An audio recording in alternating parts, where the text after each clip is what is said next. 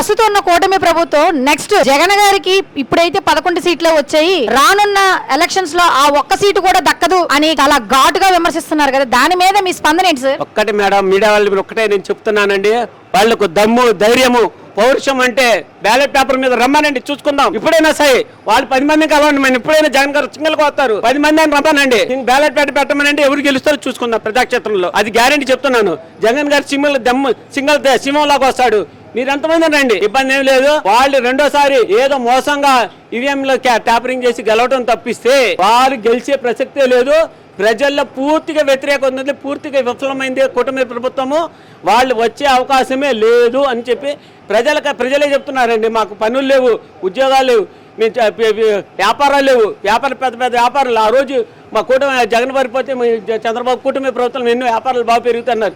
ఈ రోజు వాళ్ళే స్వయంగా ఓట్లు ఇచ్చి నన్ను రోజు తిట్టుకుంటున్నారు. ఇవాళ మాకు వ్యాపారాలు ఎన్నో రోడ్డుని పడుతున్నారు, వ్యాపారాలకు ఎన్నో సమస్యలు మూసిపడిపోతున్నాయి. అక్కడ చేసే పనులు గుమస్తాలు కానీ ముఠా మిత్రులు కానీ అందరికి పని లేక వాళ్ళు కూర్చొని చెట్ల కింద కూర్చొని ఎందుకురా బాబు ఈ కూటమి ప్రభుత్వం చంద్రబాబు వచ్చి మమ్మల్ని ఏదో డెవలప్ చేస్తారనుకుని నిజంగా నాశనం చేస్తారని చెప్తున్నాను. చూస్తుంటే కార్పొరేషన్లు అన్నీ ఖాళీ అయిపోయినాయి, అన్ని చోట్ల అన్ని ఖజానాలు ఖాళీ అయిపోతున్నాయి. ఈయన తీసుకెళ్ళి ఆ డబ్బు అంతా అమరావతిలో పెడుతున్నాడు. ఇక్కడ చూస్తే కార్పొరేషన్లో ఒక పైసా లేదు, ఒక వర్క్ జరగట్లేదు, కాంట్రాక్ట్లు అంటాడు మాకు బిల్లులు ఇవ్వట్లేదండి, ఒక రోడ్డు వేయట్లేదు. అలాగే చూస్తే నేను దేవాదాయ దాంట్లో కూడా డబ్బులు తీసేసి రోజు వాళ్ళకి అమ్మఒడి తల్లికి 100 డబ్బులు ఇచ్చాడు, ఖజానా అంతా ఖాళీ చేశాడు దేవాదాయ సంఘటనలో. దేవుళ్ళు మేము దేవుళ్ళకు రక్షిస్తామన్న వాళ్ళే ఆ రోజు దేవుళ్ళని భక్షిస్తున్నారు వీళ్ళు.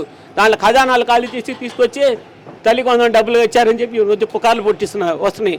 మళ్ళీ ఏంటంటే ఎక్కడున్నాయండి వాళ్ళ దగ్గర డబ్బులు? సంపద దూషి దోచుకోవడం తప్పితే ఎక్కడుంది? అన్ని దోచేసి ఒక చోటు చూపిస్తున్నాడు అమరావతిని. ఒక అమరావతి ఏదో ఆయనకి టార్గెట్ పెట్టుకున్నాడు, రేపు ఇది కూడా మనం డెవలప్ చేస్తాం, మళ్ళీ ఈ అమరావతి కూడా రేపు ఎవడు చూసేవాడు ఉండడు, రేపు వర్షాలు అయితే అది కూడా మునిగిపోద్ది. అక్కడ మట్టి అమ్ముకున్నారు, బోల్డ్ మట్టి అమ్మేస్తున్నారు. అంటే జగన్మోహన్ రెడ్డి గారు మావిగన్ అని అంటున్నారు కదా, మరి ఇప్పుడు చంద్రబాబు నాయుడు గారు అమరావతి అంటున్నారు కదా, మీరు అమరావతికి సపోర్ట్ చేస్తారా లేదా మావిగన్కా? మేడం, ఆ అమరావతి అనేది ఇప్పుడు అది కలే, అది పూర్తి అవ్వదు. చంద్రబాబు గారు కదా లోకేష్ గారు హయాంలో కూడా అది ధనుష్కి వాళ్ళ మనవడు ఉన్నాడే వాళ్ళ హయాంలో కూడా అది పూర్తి అవ్వదు. ఎందుకంటే అది పెద్ద గొయ్యి, దాన్ని పూడ్చడం ఎవరి తరం కాదు. అది చెప్తున్నాం కదండి, అది 100 ఏళ్ళది అయినా సరే అది డెవలప్ అవ్వదు.